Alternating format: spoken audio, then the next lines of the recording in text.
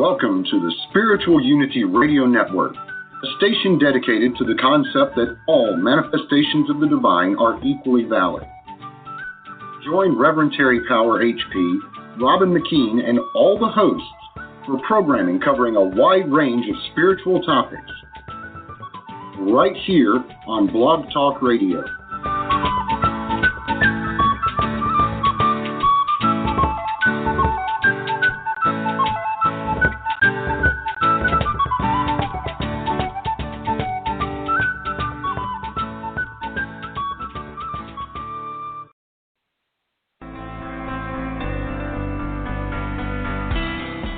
Welcome to an emerging forest, a safe place where we have the freedom to think about life without judgment.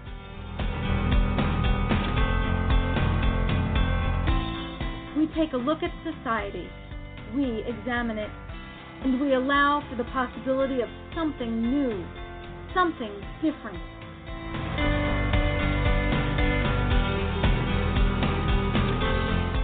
And now, here's your host, Alan Ritter.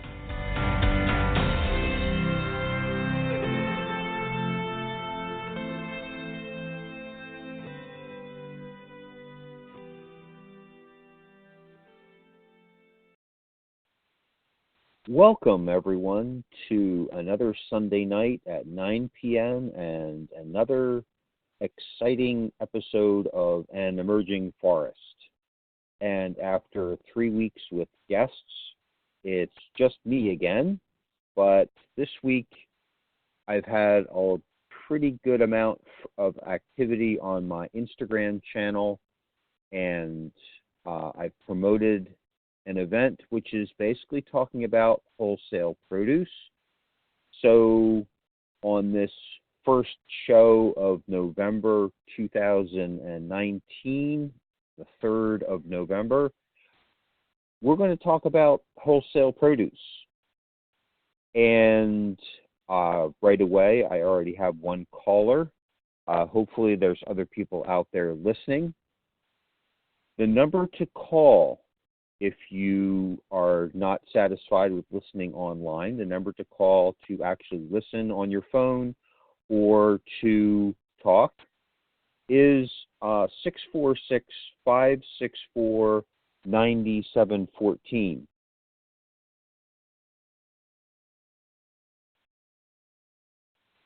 Hello, you're on the air. This is Alan Ritter. How are you?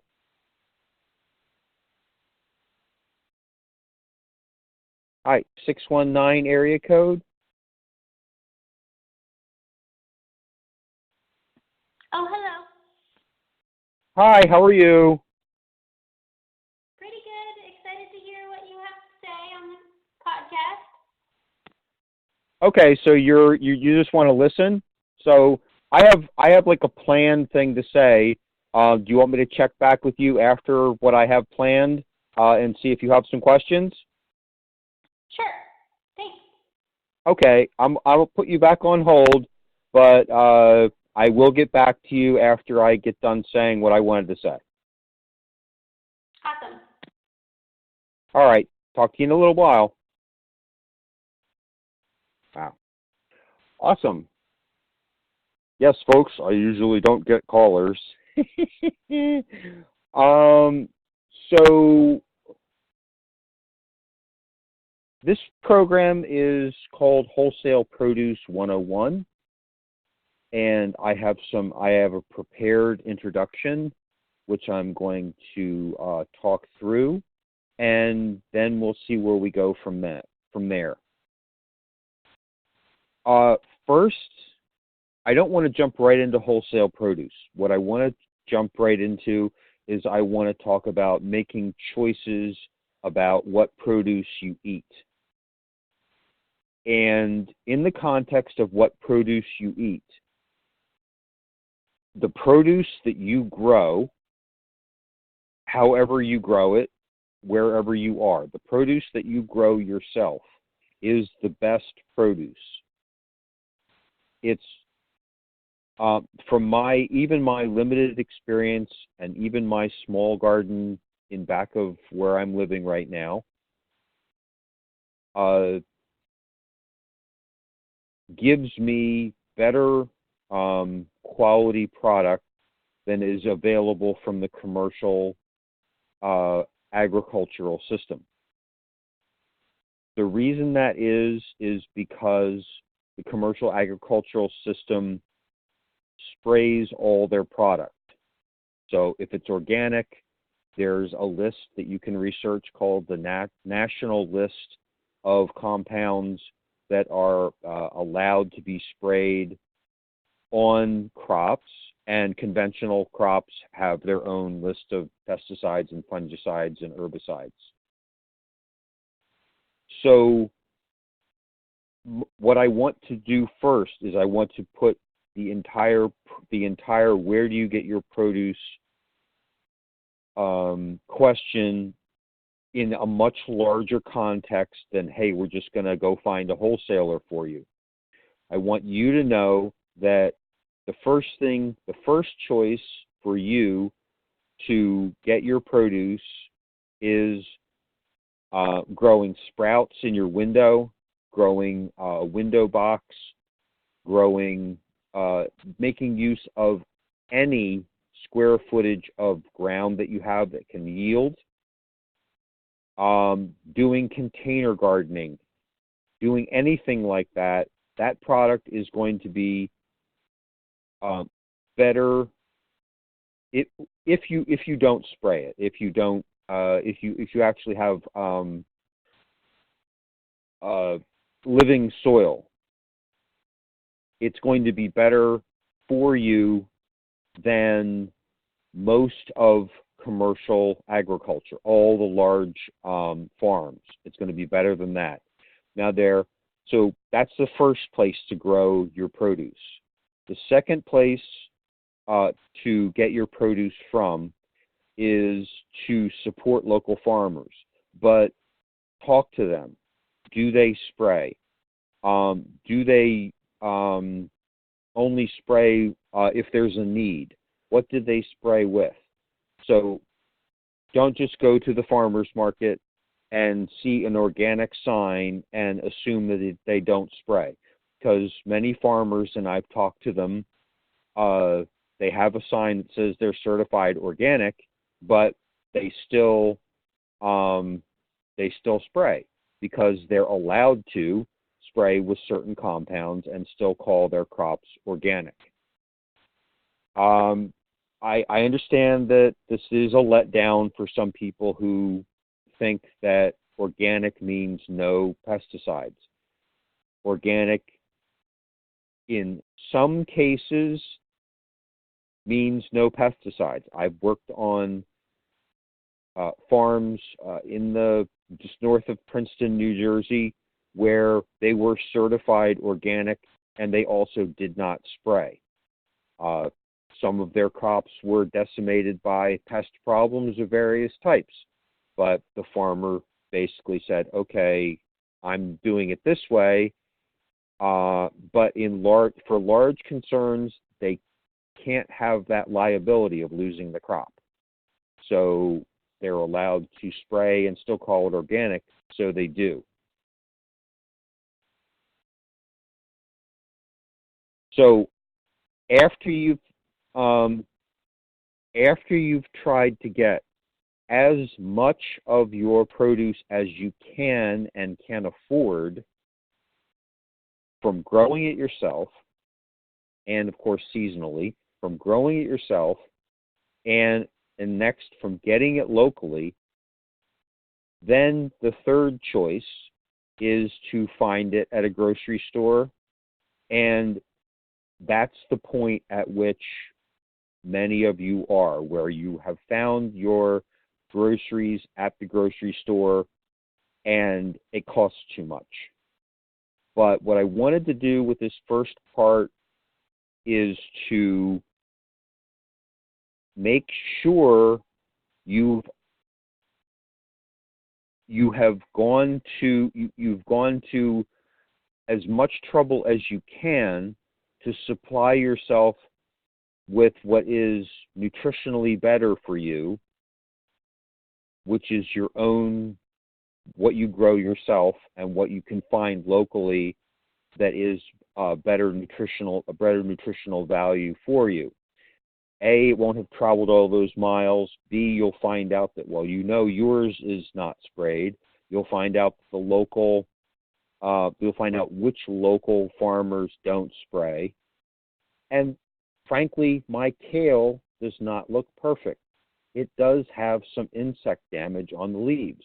Some of the leaves of my Dino kale look fine, but when I go to juice the leaves, the juice that I'm getting mostly comes from the stem.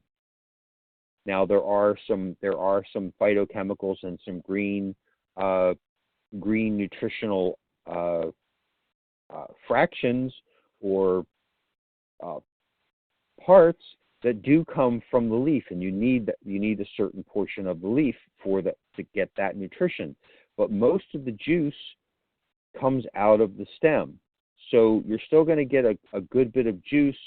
And I just want to pass along to you, we're juicing my kale and drinking that compared to what you get from wholesale or retail markets. It's like having a religious experience. It's so much better. So now that we have basically placed ourselves within the context of obtaining now we're obtaining groceries, but we understand that we should be looking locally or within our own growing capacity first. Now we're looking for groceries, and we've gone to our local shop, and they're too expensive. So what happens is someone becomes health conscious. Someone either understands that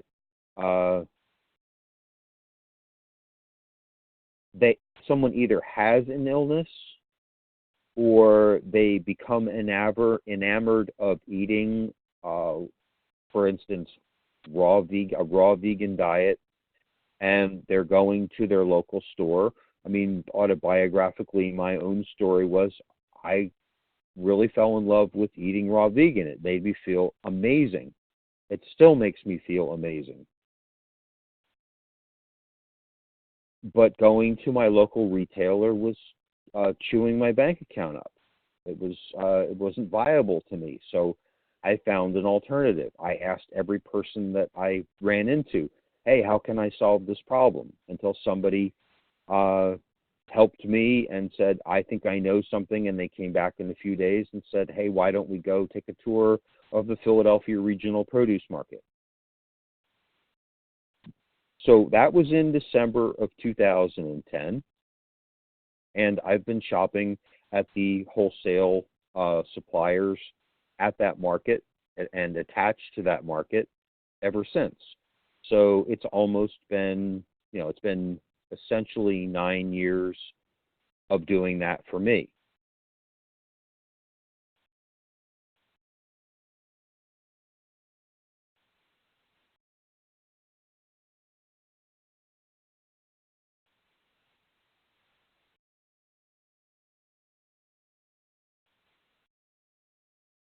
So if you're listening to this program, you're basically at a crossroads, and you want to know, you're basically saying, A, this isn't something that I can continue because it costs too much, or B, it does cost a lot, but you're willing to put that money down if you have to.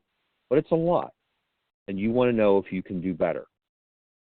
So what I want to talk about now is I want to talk about the wholesale system as it's organized in the United States, and I'm pretty sure the rest of the world, so that you'll get an idea with respect to where you live, how the wholesale food system lays down, how the produce distribution system lays down on a map of your area.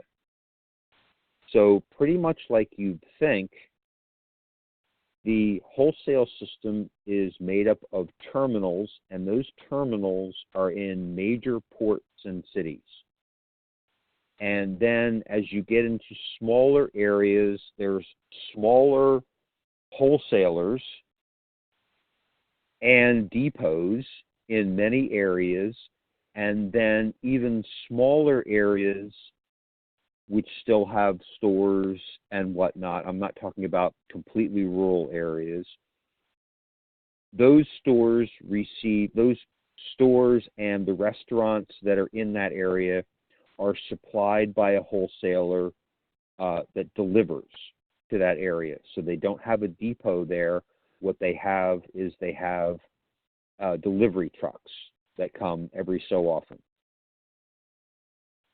So the first thing to do is to determine what type of supply is in your area. And so basically it's, are you going to drive and pick up, or will you receive a delivery truck? Or will you have to go, if you've made a deal with a local restaurant and you're going to take part of their delivery, you'll go to the restaurant, or the restaurant will let you know that the delivery has arrived, something like that. So figuring out where the wholesaler is and how you either will go there and pick up, or you're going to receive delivery. That's the whole process, because once you know what your options are, either to go and pick up or to receive delivery, once you've communicated with the wholesalers that are in your area and have found this out, you basically are in communication with them, and you're going to be able to, and they know you because you've been talking to them. This is the process that I help guide people through. And what I'd like to do tonight is I would like to give an overview of what that process is for me, and maybe it helps people who listen to this broadcast to figure this out for themselves. But I'm still here to help people. And I mean, my purpose is to help people eat more plants, and to help people understand within the context of commercial agriculture that there are better sources. You can make, and it's amazing that you can plant seeds in your backyard which will grow into better quality crops than you can get at the supermarket. That's a key realization. They don't grow a better crop in the field somewhere. No, they grow a poorer crop. And so you are a better farmer. You grow a higher quality crop. So what do I recommend? I recommend, regardless of where you are, to do essentially the same thing. What you want to do is you want to find the nearest major city, and locate the collection or the cluster of wholesalers there. And there's a reason why I don't say, hey, just look in your own town. Because if you look in your own town, you might find one or two, or you might not find anything, and then you'll be frustrated. But if you go to a really major city and you find the bustling produce market and you call them, they're going to be much easier to talk to. The concern, the business that's local to you, is going to be much more guarded. Who are you? Are you a business? Are you a non-business? And because the local or the isolated wholesaler is in business and has on their target list of who they're talking to restaurants and small shops. And the piece of people that they're not there to talk to is they're not there to talk to non-businesses, because they're in business to supply businesses, and those businesses are in business to sell to consumers. And if the local wholesaler takes business away from the people they're in business to supply, they're going to go out of business. And that's just not what they're there to do. So in that context, and after consulting with people about this, I found that I needed to write a calling guide to bring people up to speed and let them know, okay, these are some of the problems that you're going to run into depending on where you are. You might run into a wholesaler that's very guarded, but I've seen situations with a more isolated wholesaler, and they were happy to do business with just anyone. So it really depends on your circumstances. So let's go back and let's find the closest larger city, and let's find one with a lot of wholesalers, preferably a lot of wholesalers like in one sector of the town, as if they're gathered together as a terminal, which they are. So you basically get their calling information and you start calling them. Or you might even be able to have website information. And you might even see, oh, here's one that says they're the organic supplier. Well, that's very interesting, but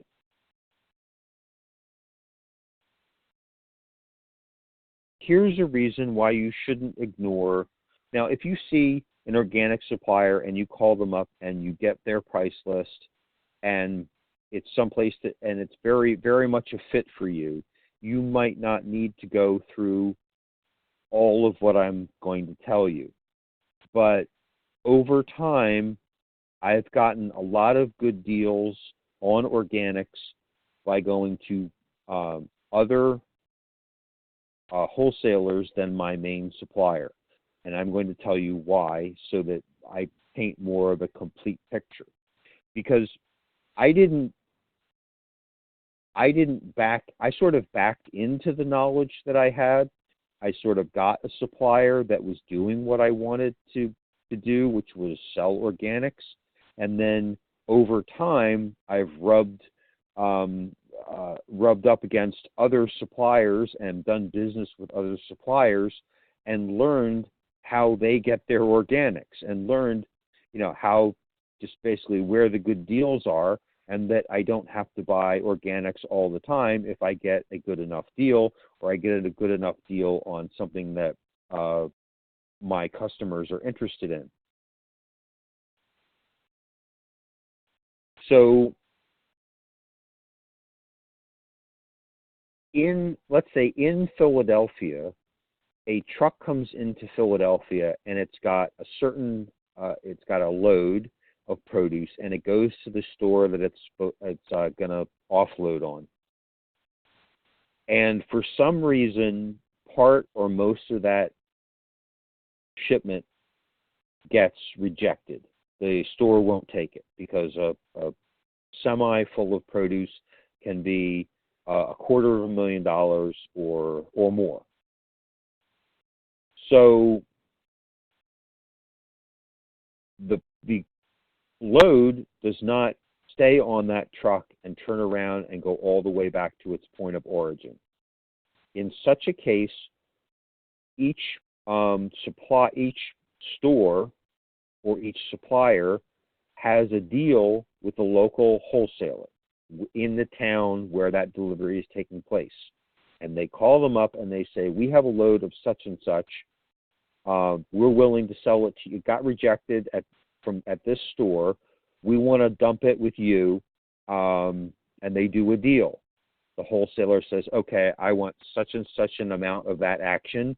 Maybe it's 100%, maybe it's only 50%. And they take it, and basically these wholesalers become commodity brokers, where they say, okay, I bought it for this much, I need to sell it for this much, I just want to get it off my books and make, $2,000 or $3,000.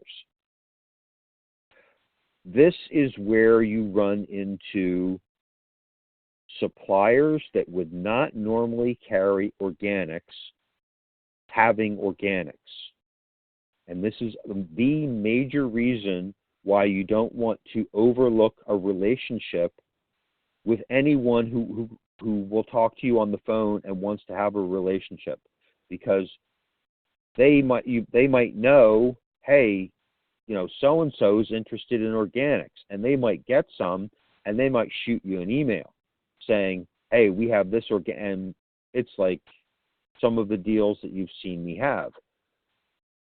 $3 for a case that's 12 pints of organic blueberries, which was, 5 weeks ago.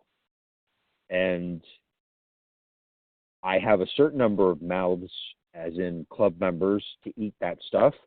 But frankly, at this point, I wish I bought more, because I froze a lot of them and I sold a lot of them, and then I was out of that particular deal. But as you saw with last week's haul that I got from the cheap market, this is something that happens every week. So this is why you should not avoid the conventional only produce dealer. One, because they could have a good deal on conventional, and you'd much rather put whole produce on somebody's table that you know about. So they call you up and they say, hey, we got this deal on these greens. They're conventional, but they're selling them for really cheap. And you're basically, gosh, I could turn to the food bank, get them a whole bunch of, they could say, hey, sure, buy that. And you could put a whole bunch of plants on a whole bunch of people's tables and improve the health of the region, which is why when I go to the produce market and I get really good deals on conventional potato, I buy them. I buy, 50 or 100 pounds, and my conventional potato that I bought last week is almost gone because I was selling it for 40 cents a pound. The other thing is calling conventional produce wholesalers and saying, hi, this is so-and-so, I'm interested in organics. Maybe, you're the tipping call that basically says to them, hey, we should sell organics. And they move on and they start selling organics. So what I'd like to do now is I'd like to take a short break, and then I will take you on a short tour of how I do my shopping, and then I'll talk to whoever wants to talk to me on the call. So right now we're going to listen to a short piece of music by Dave the Bard called How and Toe. I'll see you in about 4 minutes.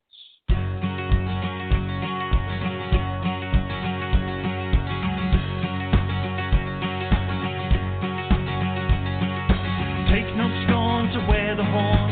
It was the crest when you were born. Your father's father wore it, and your father wore it too. Hallantoe, jolly rumble-o, we were up long before the day to welcome in the summertime, welcome in the mail. The summer is a-coming in, and winter's gone away. Robin Hood and Little John have both gone to the fair, and we shall to the merry greenwood to hunt the bark and hare. Oh, Hallantoe, jolly rumble-o, we were up long before the day to welcome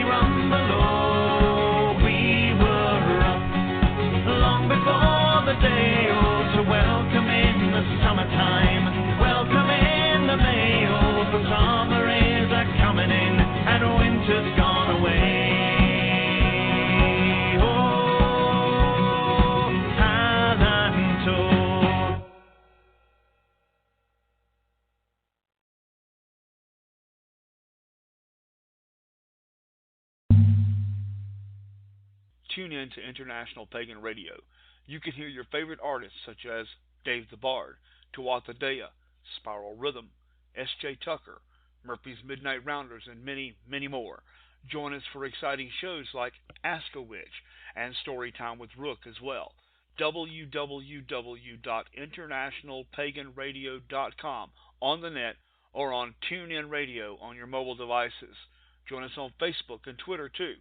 International Pagan Radio, all pagan, all the time.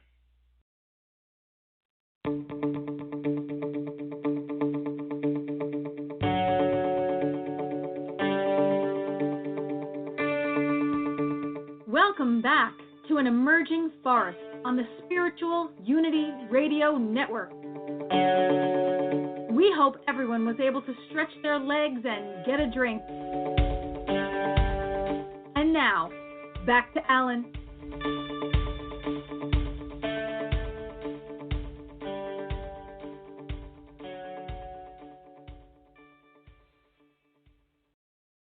Welcome back, everyone, and let's dive right back into Wholesale Produce. And this is a live broadcast. I am actually available to talk to. If you want to talk to me, you want to be on the show, or if you just want to listen, the number to call is 646-564-9714. So let's talk about how I shop every week. Every week, the produce wholesaler has several grades of each product in their stock. And as time goes on and as they sell, because they know their demand and they've only received a certain amount in the lot that they've received, and they're selling that lot, and it's going to last for a certain period of time. After that time is over, they've already scheduled to receive another lot.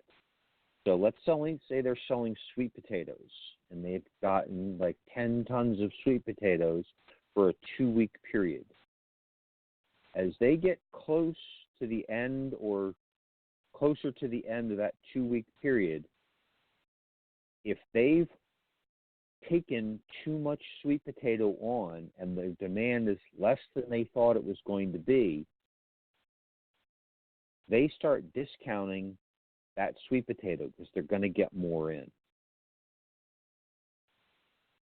And so at the end, when they've got just a little bit left, maybe 5% of their lot or 3% of their lot, they're really happy about their performance. But they've still got a little bit of sweet potato in that storage that needs to be cleaned up. What do they do with that? They clean that up, and even though it's really good product, they send it over to another market, the terminal market, and they put it on their back dock because it just needs to be, it's product that has outlived its time slot. So they put a really good price on that. They put a much lower price on that.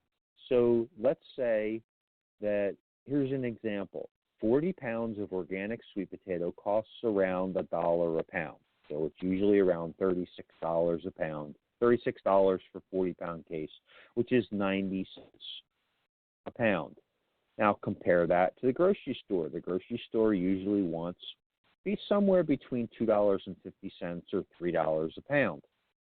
So right there you say, well, gee, that's a factor of 3. That's just the beginning.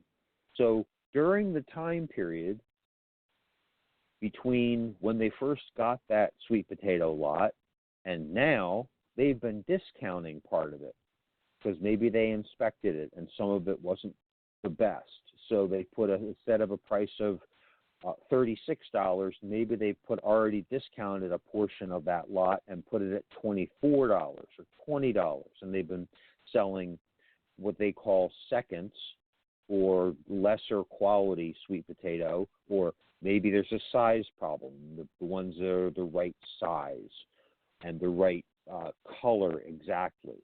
So this is something that happens a lot with apples. Perfect color apples are full price apples, and then you get juicing apples, or then you get second apples.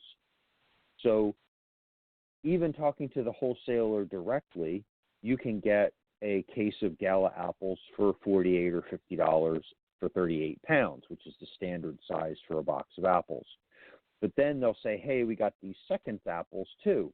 And you say, well, what do you mean by that? Well, there's a juicing apple. Maybe that's $30 a case or $24 a case.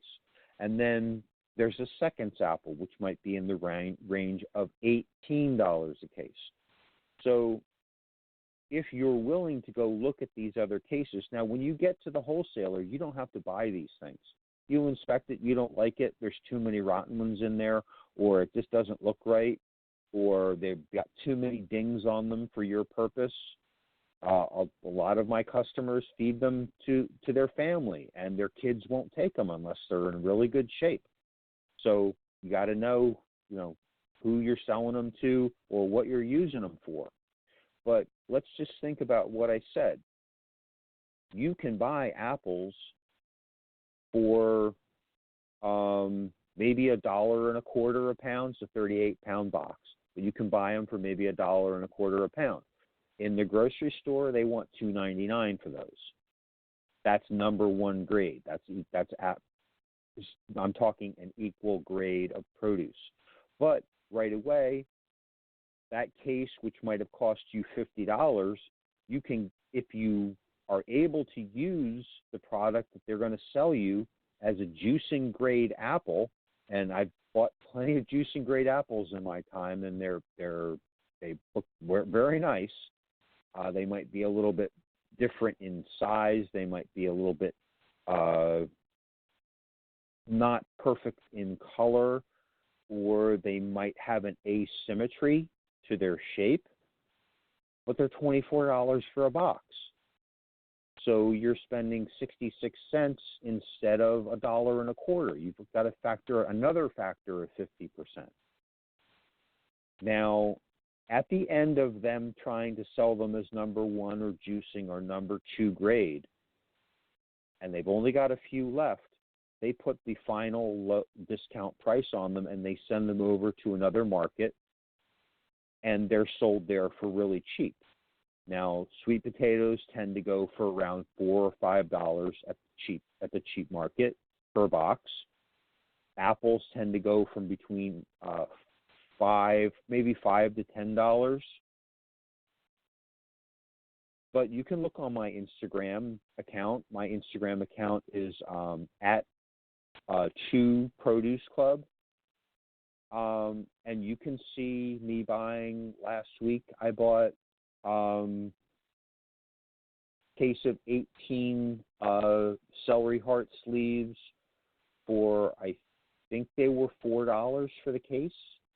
And I've juiced them, and I've drank that juice, and it tastes pretty good to me. Now, maybe it's not number one, but it doesn't taste off to me. And I've talked to one of my customers who is very much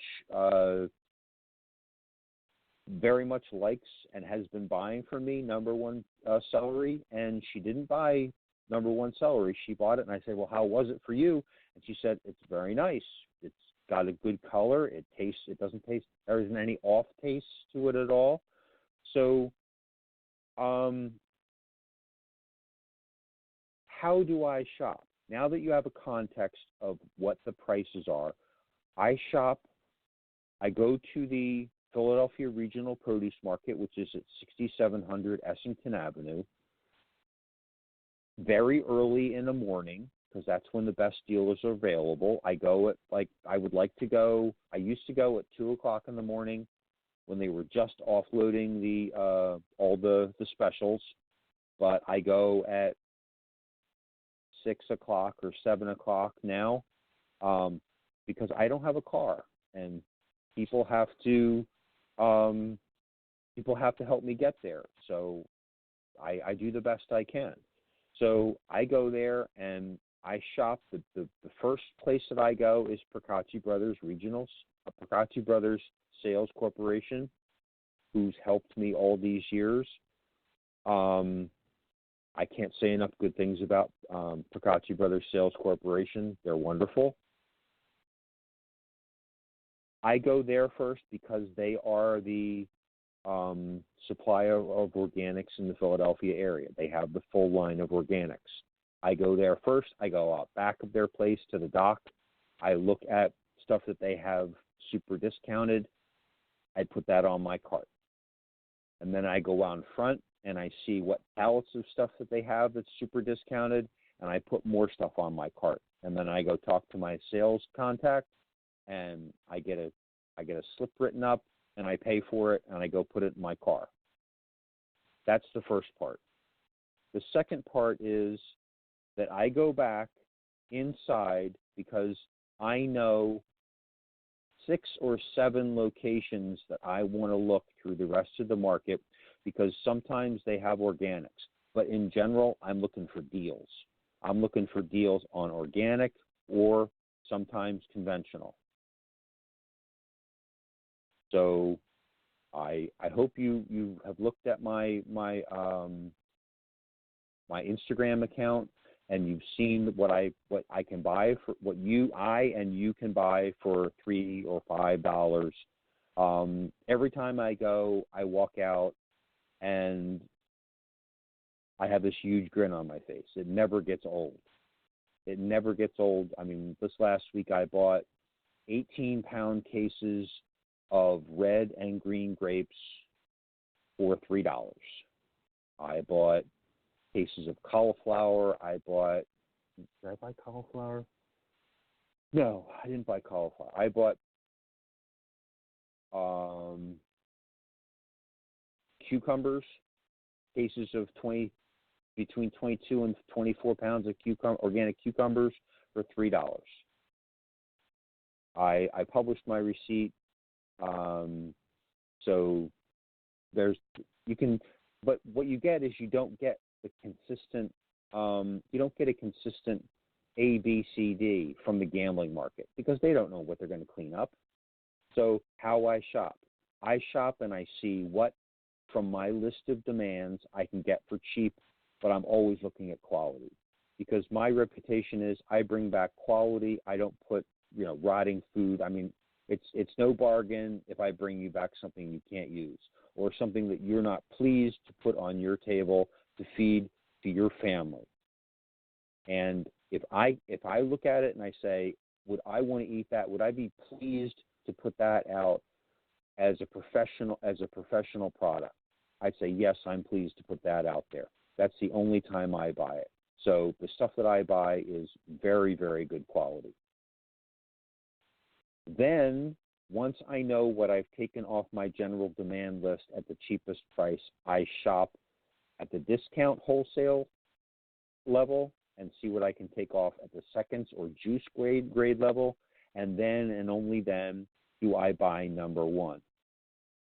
But number one is still a heck of a lot cheaper than the grocery store. So that puts the whole thing in the context of how I shop. And so what I'd like to do now is go back to my caller. Hello, how are you? Good. Thanks. I hope that wasn't. Oh, go ahead, please. Oh, I was going to say I actually did have a couple questions. They were a little bit more about the beginning of your talk. Please go ahead. But, yeah, so 2 questions. One, I was curious, you kind of talked about growing your own food is always going to be best. And I already grow sprouts, but I was kind of curious what you do or what you recommend. What other things can you grow easily indoors if you don't have, outdoor space? Okay. I don't know the answer to your question, but what I can recommend is going to YouTube and asking YouTube. Now, I do know from having done it myself that you can grow microgreens or just a little bit larger than microgreens with a pretty minimal setup with a grow light. Because I grew wheatgrass for a while and also some larger flowers. That was about that was some time ago, but I would recommend that you look on YouTube, but okay, so the things that you should grow and that will provide the most nutritional bang for the buck is, and that you can turn over relatively quickly, grow and harvest in possibly 22 days, is greens. So I'm not talking about a full leaf green. I'm talking about something that's only going to grow maybe 4 inches tall or less, and that's a microgreen. Okay. But that has a huge amount of nutrition, and the reason I'm recommending that is as maybe a starting position is because it's not going to take up that much space, and you don't need that much. So if you actually want to grow something that's going to grow to full leaf, you're going to need a container where you can grow fuller roots. And what if you're starting out in an apartment type of space, you might want to start with a project in order to gain confidence where you've got just a nursery tray and then you've got some lights over it, and it takes a short period of time, and you're harvesting like sunflower greens or something like that, and you can rapidly turn over and say, okay, I'm growing. So what you want to do maybe is you want to say, I'm going to grow 3 flats, but I'm going to stagger when I sow so that I always have a harvest going on. So what I would, of course, what you do first is you start with 1 tray and you prove to yourself that you can do it. But okay. Right, I mean, that's how I would do it. I would say, okay, am I really going to be able to grow these things? But then you get into things like,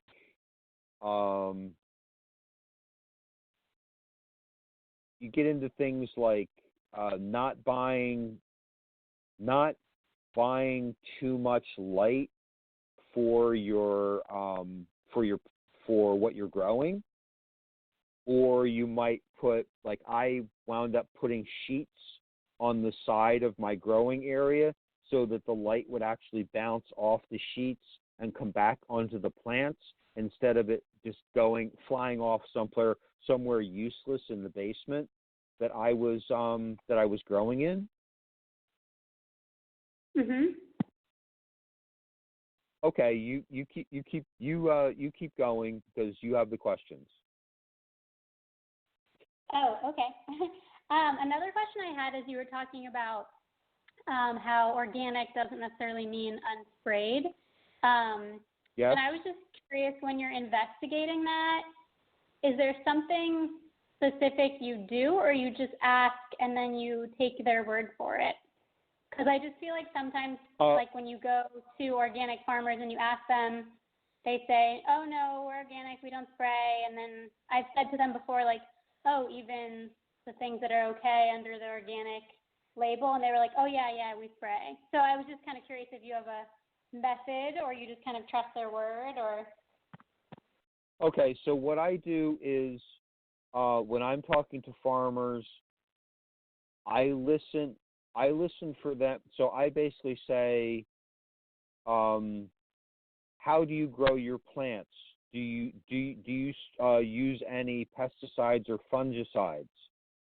And then they say something like, our crops are organically grown. So when that's a legal phrase that they use because that's the phrase that puts them under the umbrella of we're inspected by this government agency and we're allowed to use the following compounds to spray our crops and still use that legal phrase. And when you hear that, you basically kind of crack a little smile at them and say, yeah, I'm familiar with the national list of substances that you're allowed to spray on organically grown foods. Do you use that, or do you just not spray at all? And if they say that they don't spray after you've done that, I would basically take their word for it, unless you have some other reason to doubt them. Okay. Got it. That makes sense. Thank you. All right. Do you have any other questions, or do you just want to listen? Those are my main 2 questions so far. Yeah, I'll just keep listening. Thanks. Okay.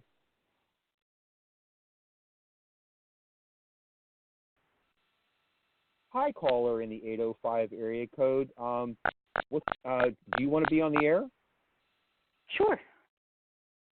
Hi. So what are your questions? Hi. Thank you so much for this program. It's really informative.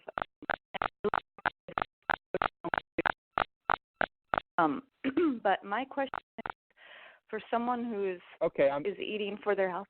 Okay. I'm sorry. Okay. Go ahead.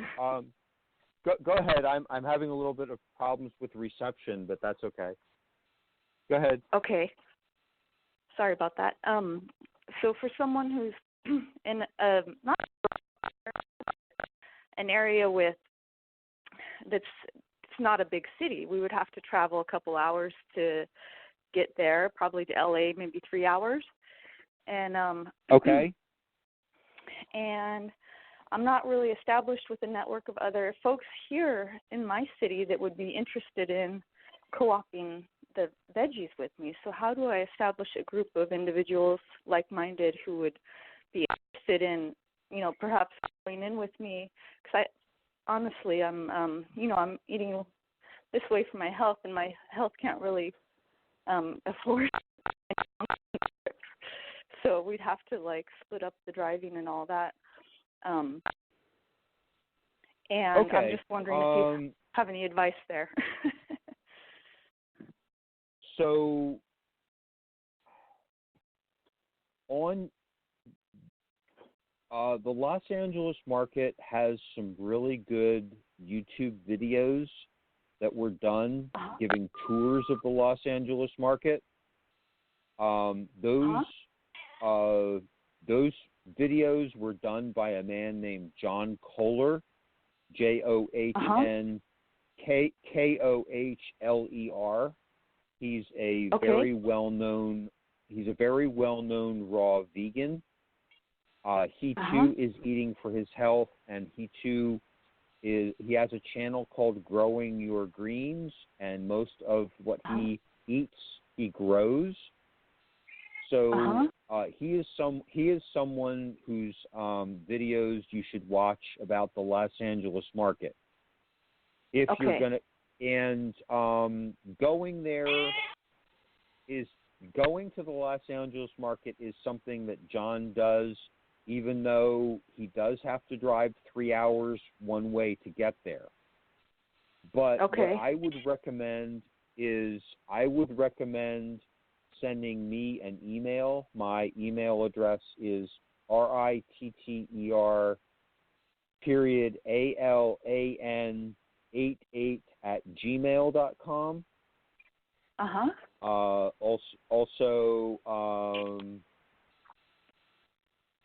if that doesn't work, if that's for some reason that doesn't work, my phone number is 215-300-7189. Okay. But what I would do is send me an email, and we will converse, and I will try to find you someplace that's closer to you. And it doesn't really matter what direction from downtown LA. There are other smaller depots that are fed by the Los Angeles market that are all over the place. Whether you go north and it's Santa Clarita, or whether you go south and it's the sprawl of Los Angeles. So there are other smaller produce places that, or you might wind up getting delivery. Now it's what matters is price, and if you can get a better deal from someone who's from the Los Angeles terminal than you can from a local provider, yeah, that's basically what you need to go with. Okay. And as far as establishing a network in my area of people who might be interested in sharing produce, the next step after, so what you do is you look at this problem and you say, I have found the produce supplier. I have found the way to get produce to our location, either driving or going there, either driving there or getting delivery, however we're going to do it. And what you do is you advertise on your local area's boards, whether that's Facebook or whatever, and you say, hi, I found the following products at the following prices. I'd like to establish a group of a maximum of 20 families to get together and organize how we're going to do this. And you walk in the door and you say, I've done this amount of work on this. I brought the concept to the table. This is what I can supply to the group, and these are the things that I need from the group that I can't supply. In my particular case, I don't have a vehicle. So I have deals with people in my group who drive for me. They get paid in produce. Okay. Or they get paid in discounts. So what you do is it's amazing. I mean, when I first started this, it was in another location, and I wasn't doing it so I could make a little money. I was just sharing the produce, and I had 150 homes wanting delivery from me within 90 days, just by word of mouth, no advertisements at all. Wow. When I started what I'm doing now, well, that's basically sharing it at the price I got it at. But how I started what I'm doing now is I said to people, I need someone to drive for me, but here's what I can get for you.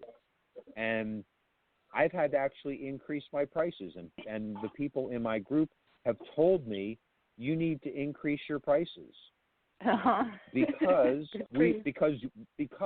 hey, Alan, are you charging enough? We want to make sure that this is a healthy club because we're getting a really sweet deal out of this.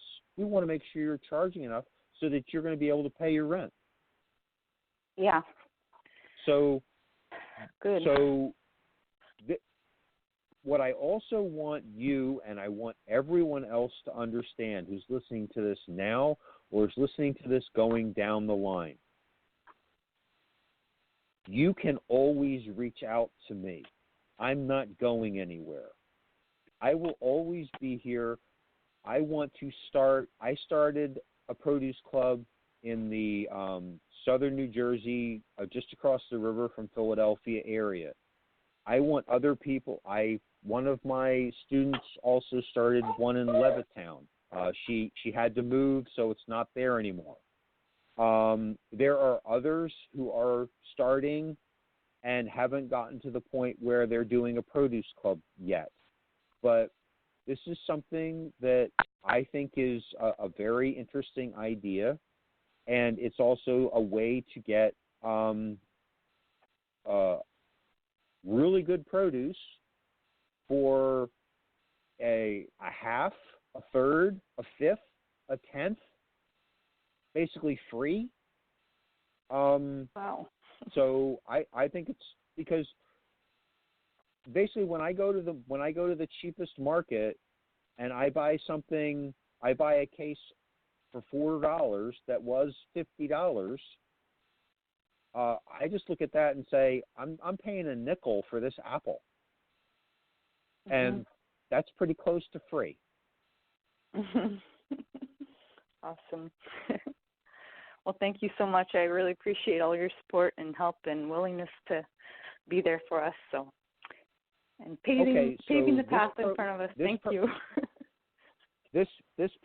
So on YouTube is a channel called An Emerging Forest.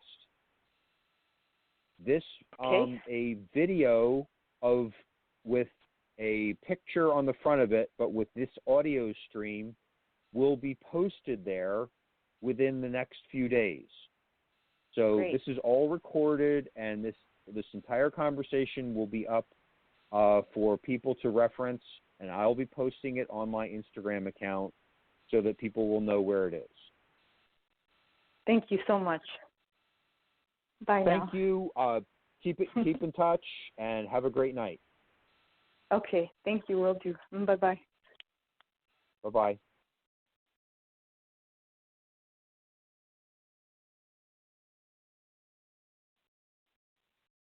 Hi, caller in the 619 area code. Thank you so much for being on the program. Do you mind giving me your name? Brianna?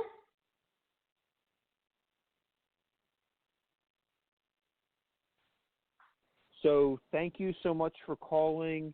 And do you have any more questions at this time?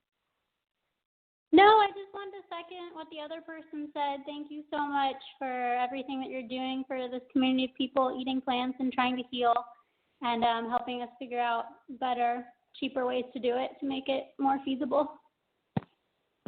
Yeah, please drop me a line, and I'll figure out what to do in your area. What area are you in, by the way? I'm in San Diego. We actually spoke a few months ago. Okay. Yeah, we spoke once, and I was kind of too sick at the time to do the follow-up, but I am getting better, and I feel a little bit more able to take it on now.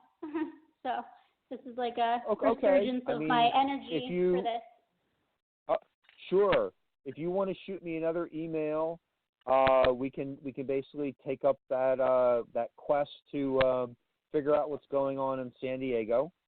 And thank you so much for calling. Have a wonderful week. You too. Thanks.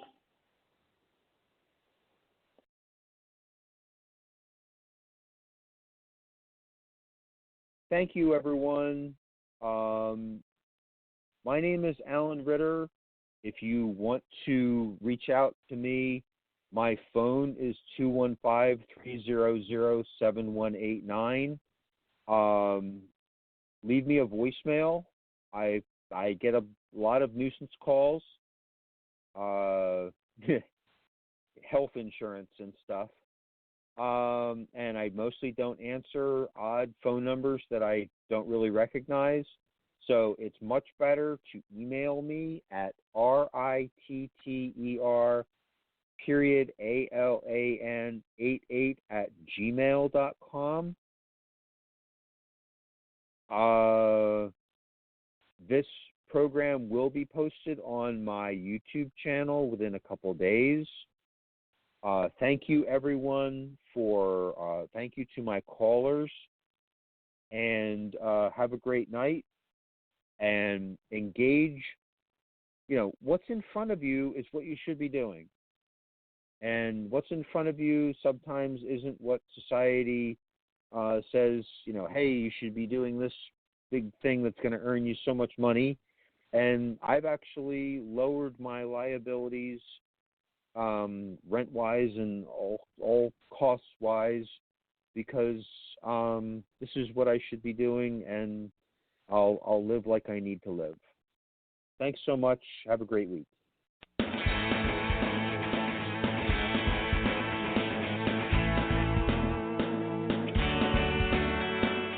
Thanks for listening to the Spiritual Unity Radio Network. Join us 7 nights a week for exciting programming covering a variety of expressions of faith. And remember, all manifestations of the divine are equally valid.